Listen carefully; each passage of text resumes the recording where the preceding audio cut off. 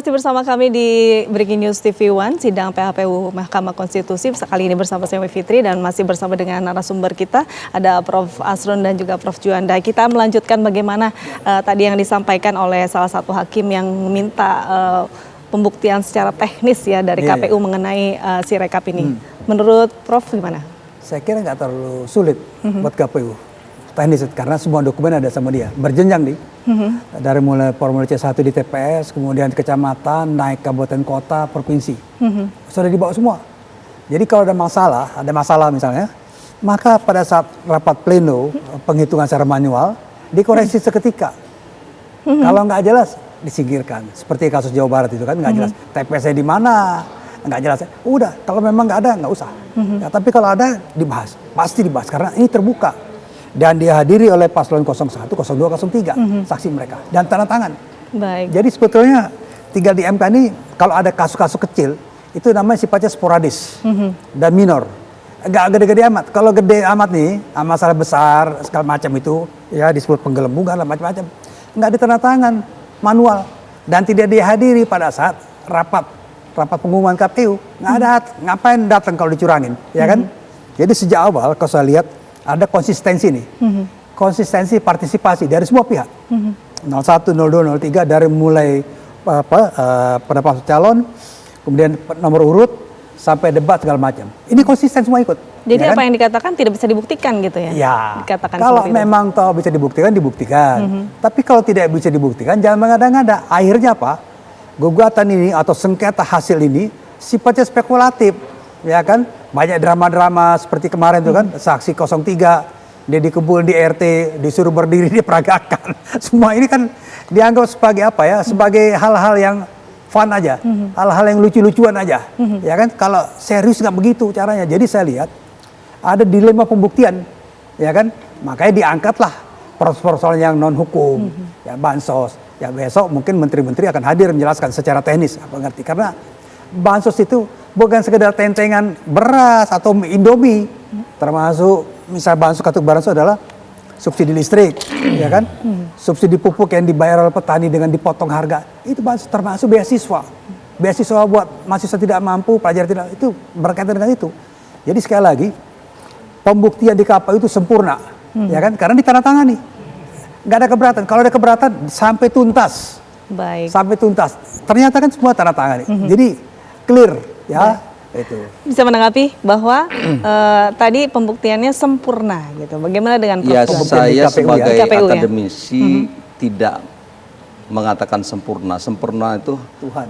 Satu Tuhan. Yang kedua adalah itu saya tidak mau mengambil alih yurisdiksinya hakim. Saya akademisi tulen. Jadi artinya begini. Saya ingin coba melihat dari kerangka berpikir objektif. Sebenarnya itu pandangan Prof. Andi Nasrun ya, mengatakan spekulatif. Tapi buat saya sebenarnya saya tidak melihat spekulatifnya. 01, 03 sebenarnya memiliki dasar yang kuat untuk memperjuangkan haknya yang merasa dirugikan gitu loh. Nah tinggal lagi ya, karena kita tidak bisa mengatakan spekulatif sebelum proses ini selesai. Nah ketika ini nanti selesai baru ada kesimpulan yang ke situ ya. Nah pembuktiannya bagaimana kita tidak tahu. Sebab begini, katakanlah di 01 itu kan ada beberapa advokat hebat, di 03 juga hebat, di terkait juga advokat hebat, di termohon ya. Nah, kita melihat itu semuanya pakar-pakar praktisi hukum lah. Nah, sehingga ketika seseorang yang menganggap kepentingan dia dirugikan, maka secara konstitusi dan undang-undang silakan. Nah, dalil yang diajukan oleh para pemohon inilah pada saat ini pembuktian. Nah, pembuktiannya kalau saya lihat dari awal ya, saya tidak menanggapi dari Prof. Andi Nasrun, tapi saya melihat dari awal itu ada pendekatan kuantitatif, ada pendekatan kualitatif. Kalau terkait sama sama termohon, saya lihat memang menonjolkan kuantitatif.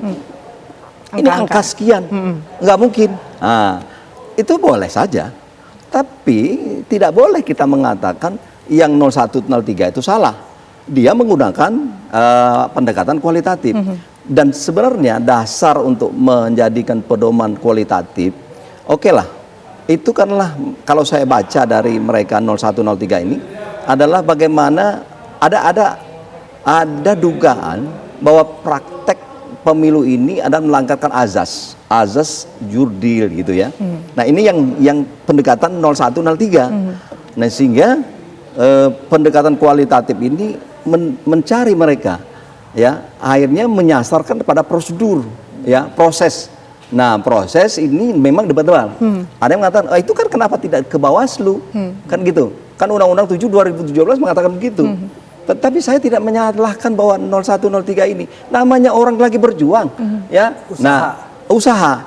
Nah, dan juga Mahkamah Konstitusi. Nah, secara kualitatif, nah itu saya bisa menerima pandangan-pandangan kualitatif itu. Pertama berdasarkan putusan MK 2004 menyangkut soal mungkin Pak Nasrun ingat misalnya saat pertimbangan hukum di saat Wiranto. Di situ jelas, iya kan? Ya, dikatakan iya untuk menggali mahkamah ini dalam pertimbangan Mahkamah Konstitusi untuk menggali ya keadilan. Nah, artinya itu yang saya katakan ketika 01, 03 ini berdekatan kualitatif, ya kami cari keadilan katanya. Bisa dikatakan nggak sih Prof bahwa saat ini tuh MK sedang mengakomodir? Ya memang begitu dia. Tapi kan, pada akhirnya mereka tidak, dia MK ini tak boleh, dia kan imparsial, adil, berada di tengah-tengah, makanya dia himpun, termasuk yang besok ini hari Jumat ya, kelihatan ini MK, dan saya sampai detik ini saya melihat masih sangat berimbang. Jadi ketika 01 kalau tidak salah itu memohon adanya 4 menteri atau berapa menteri, diakomodir. Walaupun memang ketua mengatakan kami tidak mengakomodir 01. Ketika itu dihadirkan sebenarnya mengakomodir. Secara tidak langsung ya? Ya, prinsip pasif aktifnya. Nah, ketika itu untuk kepentingan publik, maka dia aktif. Oh, menurut nih, coba deh dipanggil misalnya Pak Erlangga. Kenapa begini? Oh gini, nah tinggal nanti ketika digali ternyata tidak cukup, disitulah nanti bahwa hakim apakah ini plus, apakah minus atau netral. Misalnya pandangan keterangan dari 4 menteri itu. Jadi karena itu mahkamah mengakomodir ya, tapi dibatasi juga supaya nggak kacau. Oh iyalah, jadi kalau semuanya digali keterangan itu yang disebut oleh MK disebut ad informandum, pemberi keterangan. Jadi posisi ini bukan sebagai saksi. Jadi digali keterangannya karena hakim-hakim MK itu secara teknis belum tentu mengerti soal bansos, pelaksanaan segala. Makanya digali informasinya sebagai satu kebijakan umum. Bukan menyalah-nyalahkan. Artinya kalau digali, karena belain 01 atau enggak. Jadi adalah sikap umum hakim untuk menggali proses. Prof, kita akan kembali melihat bagaimana jalannya sidang di Mahkamah Konstitusi berikut ini. Perbaikan data atas masukan dari masyarakat bahwa ditemukan jumlah pemilih melebihi dari 300, melebihi dari suara sah.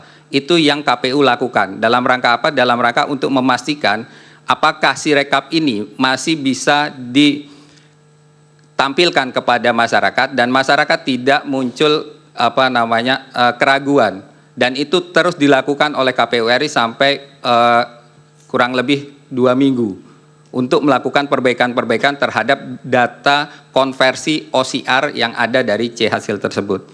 Jadi dipersingkat Mas, sudah 1 jam ini. Ya, baik.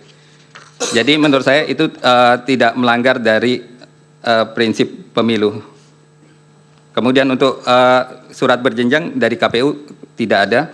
Kemudian tarikan tanda tangan tadi yang ditipek menurut saya tadi sudah saya sampaikan bahwa sudah ada pengaman dan isi dari C hasil itu memang tidak dilakukan verifikasi isinya ya. Tanda tangan merupakan salah satu isi dari C hasil tadi.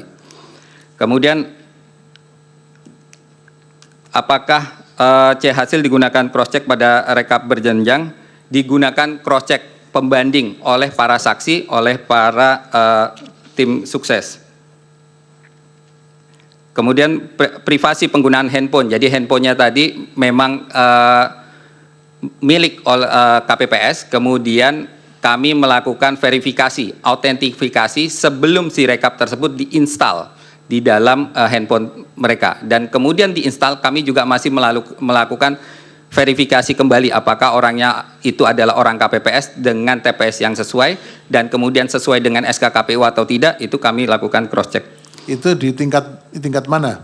Di tingkat KPU RI.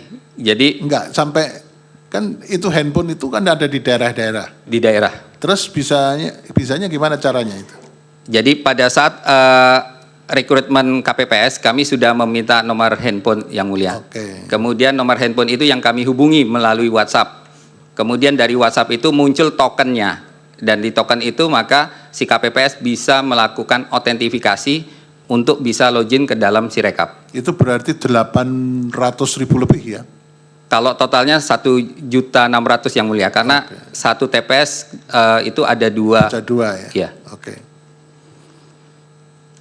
Kemudian untuk foto yang foto yang diambil itu autentifikasinya bagaimana di Sirekap tadi sudah saya sampaikan juga, ada titik-titik di dalam Sirekap, kemudian ada kunci-kunci yang tadi disampaikan oleh saksi sebelumnya, bahwa foto tersebut sudah ada kunci yang dibangkitkan dari Sirekap dan itu bisa dipertanggungjawabkan apabila ingin dilakukan pengujian-pengujian terhadap foto tersebut asli atau tidak aslinya.